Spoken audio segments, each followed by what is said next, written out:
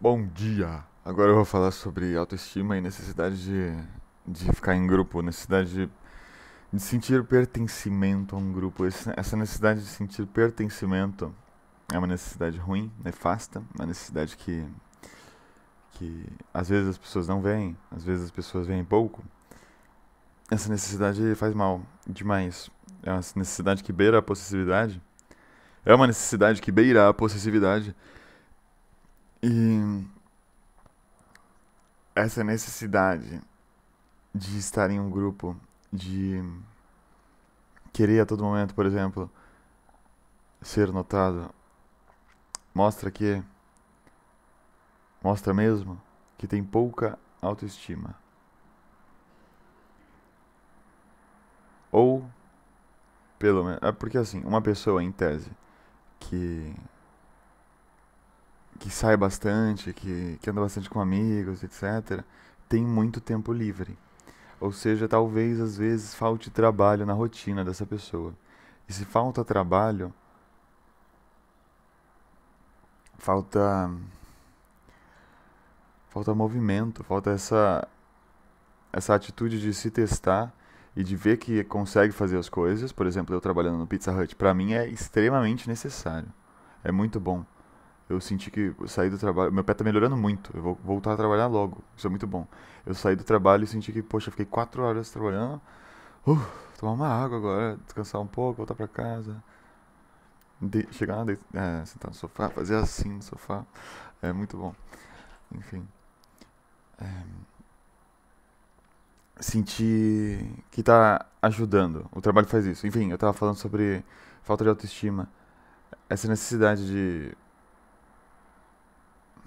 Poucas pessoas conseguem olhar pra si mesmas e aceitar a si mesmas. O que acontece para as pessoas começarem a aceitar um pouco mais a si mesmas? Elas começam a tentar aparecer, por exemplo, com personagens que dão mais confiança para elas. É uma maneira do ego, por exemplo, de se manter vivo. Às vezes pintar o cabelo, às vezes passar maquiagem, às vezes, sei lá, colocar um salto para ficar mais alto, porque a altura é sinônimo de poder também. Existem várias coisas que fazem com que uma pessoa se sinta mais do que verdadeiramente é, e a vontade de se sentir mais do que verdadeiramente é porque vê de modo falho quem verdadeiramente é, o que verdadeiramente representa. É porque vê de modo falho, porque todas as pessoas são muito boas. E se elas se vissem mais, se elas se olhassem mais no espelho, se olhassem mais para as atitudes que têm, para as atitudes positivas, elas conseguiriam enxergar a luz nessas atitudes positivas que elas têm e uma vontade imensa de continuar tendo essas atitudes positivas que têm.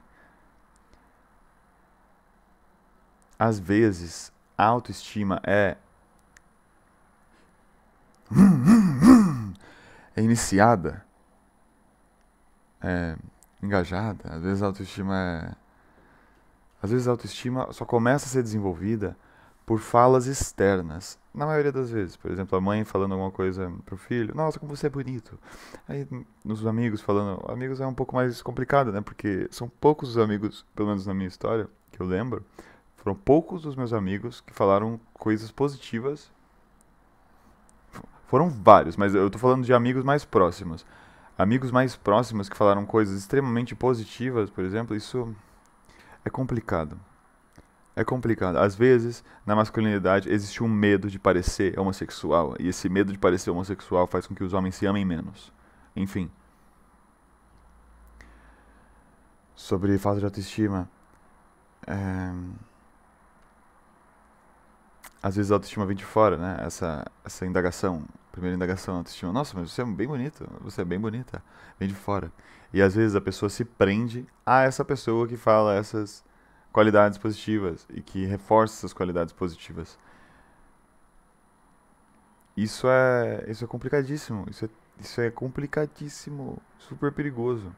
Porque em algum momento, talvez, a pessoa que escuta essas falas de uma outra pessoa, ela atribui a autoestima da própria pessoa aos elogios da pessoa que falou esses elogios pra ela. e que ela escutou de verdade pela primeira vez. Porque pessoas podem ter falado isso pra ela já no passado, só que ela consegue escutar só agora, talvez.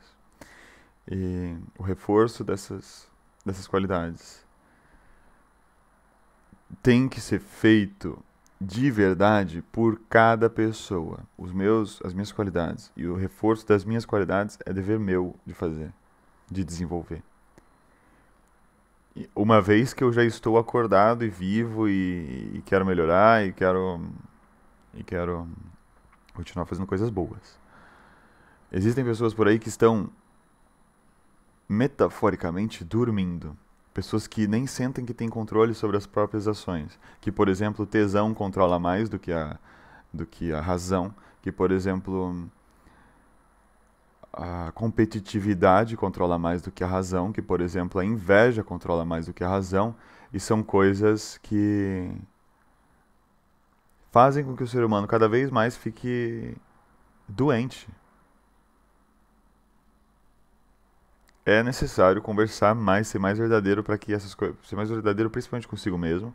E quando, por exemplo, procurar um psicólogo ou uma psicóloga, ser mais verdadeiro também, para que as pessoas saibam como ajudar. No mundo de mentiras, fica dificílimo saber o que é verdade. É necessário falar a verdade. Uma coisa que eu acho ridícula é que existe o Dia da Mentira. Deveria existir o Dia Mundial da Verdade. Eu sei lá se existe, eu nem lembro, mas deveria muito existir. Deve existir um Dia Mundial da Verdade, em que pessoas são assim.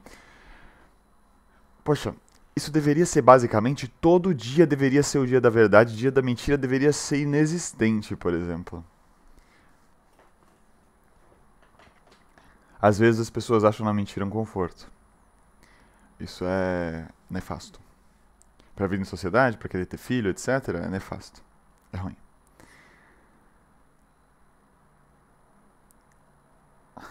Autoestima é uma coisa complicadíssima de alcançar.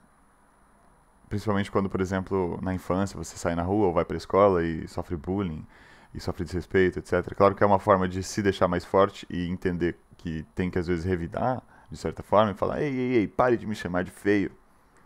Coisas do gênero.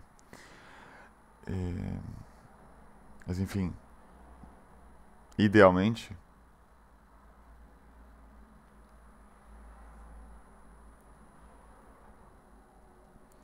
é necessário ser empático.